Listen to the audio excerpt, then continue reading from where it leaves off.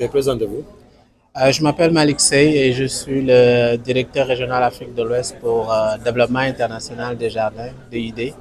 qui est la composante à l'international du groupe financier coopératif canadien québécois Desjardins. Est-ce que vous pouvez revenir sur l'origine de cette rencontre? Aujourd'hui, nous célébrons les 20 ans du bureau régional Afrique de l'Ouest de DID qui est basé à Dakar. Ce bureau-là, nous l'avons commencé en 2004. Et aujourd'hui, nous célébrons les 20 ans de ce bureau régional. Donc 20 ans au cours desquels le bureau régional a exécuté des projets divers et variés au bénéfice des populations du Sénégal et de la sous-région de l'Afrique de l'Ouest. Cumulativement à la célébration des 20 ans de Brao, nous lançons également un projet majeur ici au Sénégal qui s'appelle le PAFEJ, le projet d'autonomisation d'appui à l'autonomisation économique des femmes et des jeunes au Sénégal. C'est un projet qui va durer 6 ans et qui vise à rejoindre 60 000 femmes et jeunes pour les aider à ce qu'ils s'autonomisent économiquement.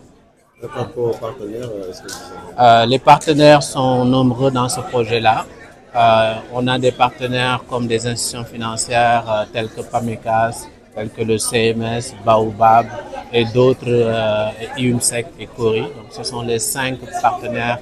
financiers du projet. Mais il y a également des partenaires institutionnels, notamment le ministère de la Femme qui est la tutelle du projet et avec qui nous travaillons au quotidien. On a également le ministère de la microfinance, de l'économie sociale et solidaire,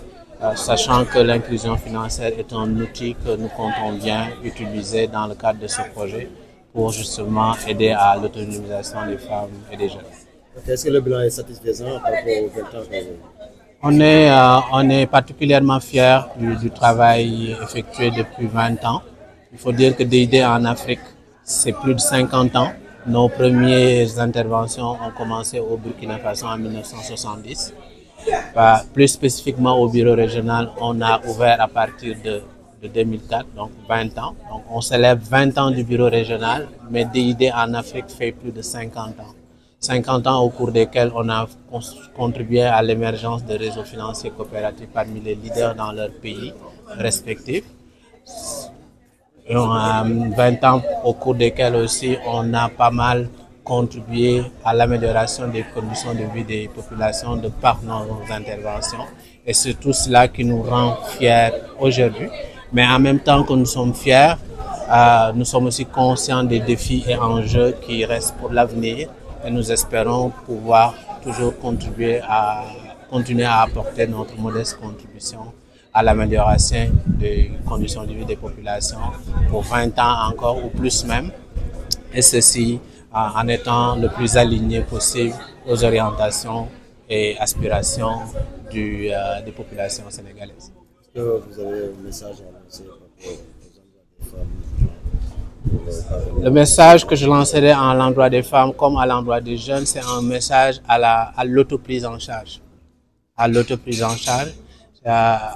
On dit souvent en Wolof, ndimbal ne se fait que loxol borom. Donc, c'est ça l'invitation que je ferai aux femmes et aux jeunes, de se prendre en charge eux-mêmes ou elles-mêmes, de se donner les moyens de réaliser leur plein potentiel, que ce soit en entrepreneuriat, d'oser et surtout de faire bon usage des bénéfices de leurs activités, de sorte à capitaliser du mieux possible. Mais le message, c'est vraiment un message, un appel à l'autoprise en charge, de son avenir. Est-ce que vous avez décentralisé ce genre d'activité activité décentralisée, je dirais, le projet va le faire parce que le projet couvre les régions de Sédhiou, Kolda et Tamba et une partie de Dakar. Sans doute une activité similaire se ferait dans ces zones-là. De façon à apporter l'information aux communautés visées et cela le plus largement possible. Donc ça reste quelque chose de possible et l'équipe de projet va s'y atteler au cours des prochains jours, semaines. Merci. Je vous en prie. Au niveau de la direction de l'autonomisation économique de la femme. tey dañu ñëw lancer benn projet avec DID c'est-à-dire l'État canadien projet bi dafa tudd PAFEJ mooy projet d'appui à l'autonomisation économique et sociale de la femme projet bi presque 9 milliards la te projet bi dafa viser 60 000 femmes d'une part 6 000 jeunes et kii impact indirect bi nekk 6 000 personnes donc xam nga projet boobu projet bu am envergure la ba pare ñu loger ko si zone yoo xam ni vraiment dañu ni pauvreté bi foofu la ëppee muy Guédiawaye Rufisque ba pare di dans la zone sud Kolda Sédhiou Tambacounda parce que xam nga zone yooyu yu ci bare am na guerre yu ci bare am na les violences basées sur le genre yu ci bare am na déperdition scolaire xale jigéen ñi duñ jàng ba pare li ko wunde yëpp mooy mariage précoce yi